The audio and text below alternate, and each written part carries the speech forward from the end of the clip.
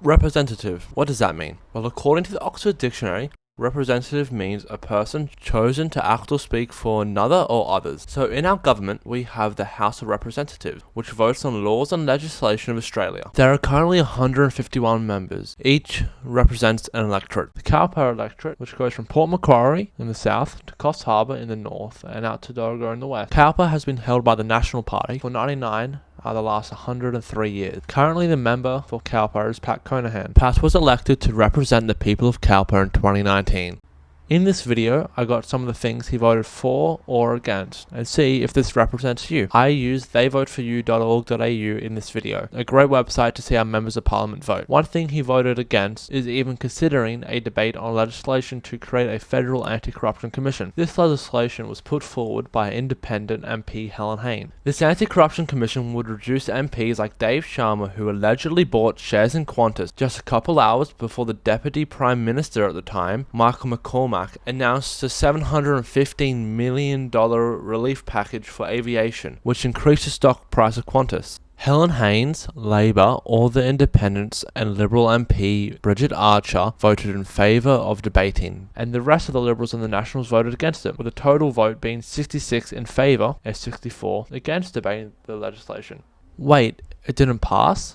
Well, there was a technicality that Scott Morrison used. This technicality means you need 76 to vote in favour of something to pass. This is an absolute majority. This was put in place as a COVID-19 measure, but the Prime Minister has been very inconsistent with this technicality. As Helen Haynes said, the Prime Minister and the government are standing in the way of not only the will of the people, but the will of the Parliament. She called this result undemocratic. If you want to learn more about the coalition's antics with anti-corruption, I would recommend you to watch Knights and Shining Llamas video series about it. Phoenixing is where a new company is created to continue the business of a company that has been deliberately liquidated to avoid paying its debts, including taxes, creditors, and employee entitlements. This hurts everybody, from the employees, government, and even the whole Australian economy. This hurts the employee because when a business is doing an illegal Phoenixing act, the employee could get paid late, receive less pay, they could even drop below minimum wage, and sometimes not get paid at all. Illegal Phoenixing could also cause employee superannuation or leave not getting paid. In the 2015-2016 financial year, illegal Phoenixing costed employees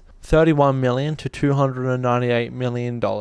Illegal Phoenixing also hurts other business in the form of unpaid trade creditors. This could be unpaid electrical bills or phone bills. This cost businesses in between $1.16 billion to $3.17 billion in the 2015-2016 financial year, according to the ATO. The act of illegal Phoenixing cost the government $1.66 billion in unpaid taxes. This was recorded in the ATO's internal system. This money could have been used to advance the country, but it's just lost money. So you think the government would try and stop this and make sure illegal Phoenixing hurts no more. So when Labor Assistant Treasurer Stephen Jones introduced a bill to reduce illegal Phoenixing and ensure money was going to the right place, you would hope that the national member for Cowper would support this bill. But no, he voted against it, with the rest of the Liberal Party and the National Party. But Labor and all the independents except Bob Katter voted for it.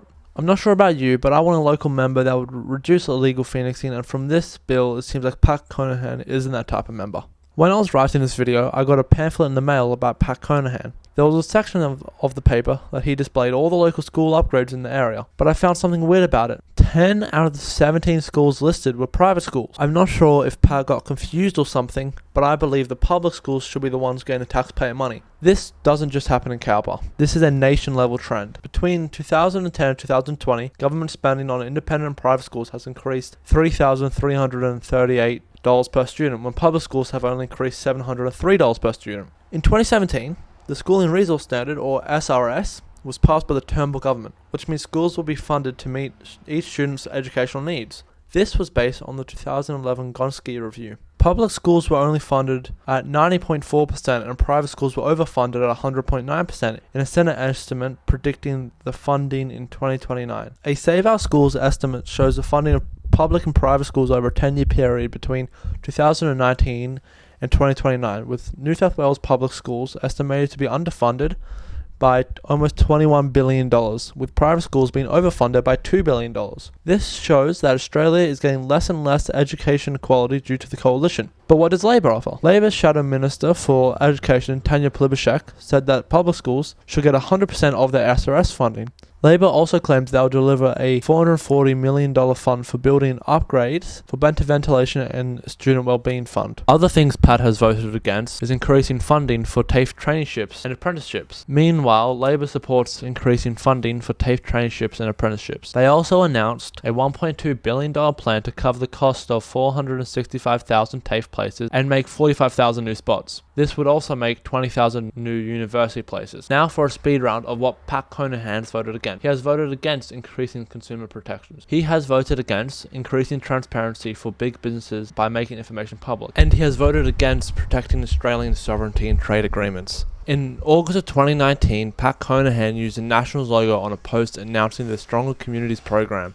The use of the Nationals logo on his announcement was criticised because Pat was using the Nationals logo in a ministerial announcement as free advertising. The Stronger Communities program was supposed to provide grants between $2,500 and $20,000 to community organisations and local governments, but 95% of the $252 million in this program went to Liberal and National seats. This was blatant pork barrelling used by the coalition. A widespread misconception is that the Nationals care for the farmers in rural Australia, but they often don't represent rural Australia's interests. One example is their support for floodplain harvesting. Floodplain harvesting is where private canals and waterways are built to steal rainwater that would normally go into rivers. I can't explain it well, so I'll just let Friendly Geordies explain it. Floodplain harvesting.